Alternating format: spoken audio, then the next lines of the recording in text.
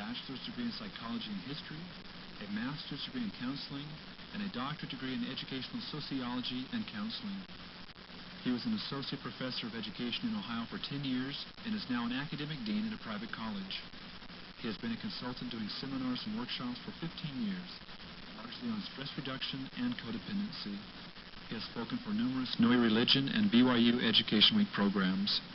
His years of helping LDS people in conjunction with his church callings, his work with the Dayspring Drug Program, and his sincere spiritual and academic preparation and study of codependency specifically give him a wealth of understanding to share.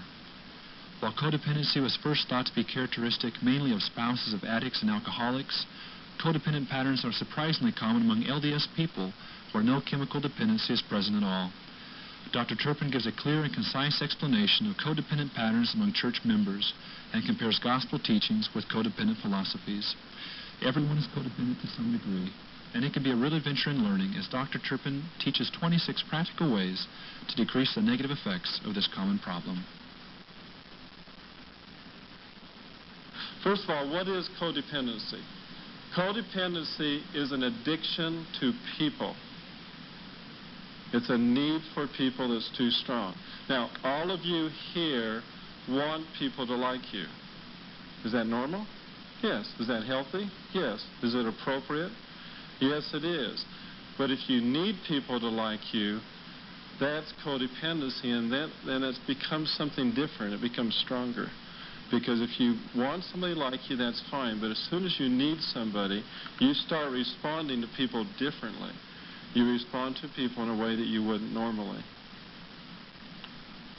So our goal then is to understand, prevent, and eliminate codependency within a scriptural and a gospel context. So let's look at some examples. Let's look at some specific examples to help you understand the difference between needing people and wanting people. For instance, let's take a teacher. Any of you here ever have a teacher that didn't like students? Okay, all of you did. Why would a teacher become that way? What causes a teacher who liked students to become a teacher who didn't like students, who became a teacher who literally is antagonistic, who, remember, needs these students to like her or to like him? What happens when the students don't like her? See, what happens when the students fail? See, now it's my fault. Now I can't handle it. And so the person becomes angry, becomes frustrated with these students because he or she needs that so much, they're failing her. And so the codependent teacher can literally then become a teacher who resents students and sometimes without even awareness is very angry with them. Let's look at an example of a parent. You ever know a parent that needed their children to perform well so he or she would look good? So that's a codependent parent.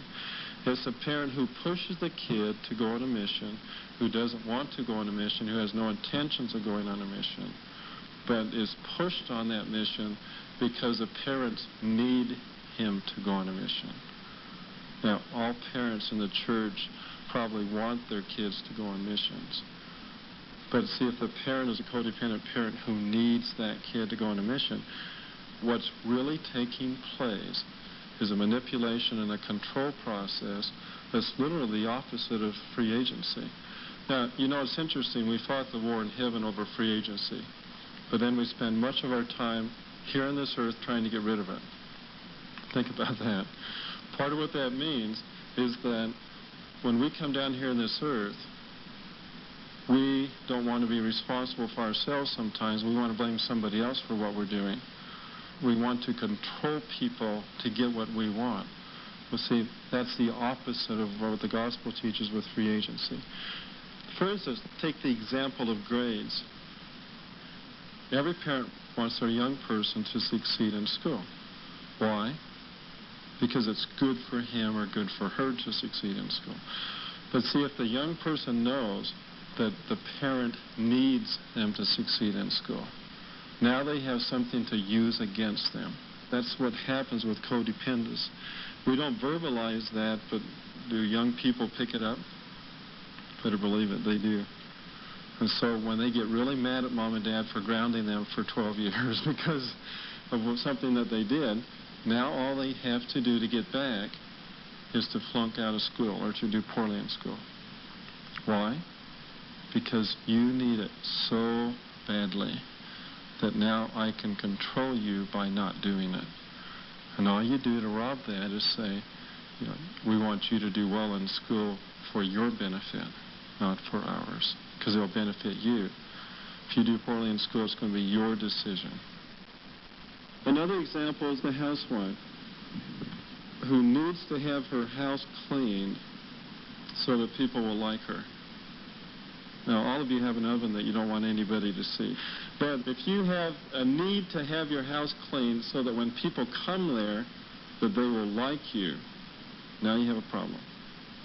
And now you have a codependency that causes you perhaps to clean the house to the point that you make yourself sick.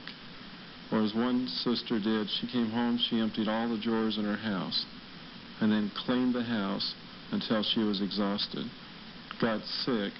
When she got better, she repeated the process. I know sisters that have 10 kids and you can eat off their floor, their house is so clean. And they love it when I tell them, that's not impressive, that's stupid, and so they quit doing that, so they're glad. Another example is a husband or wife who's working. Do you ever know of a person who works so hard so they could be perceived as a success by their boss, and so they become a workaholic? See, a workaholic's a person who doesn't know how to set the limits. They'll work and work and work until they're, again, killing themselves off. And some bosses can spot a codependent from a mile away because they love to hire codependents. There's nothing better than a codependent secretary.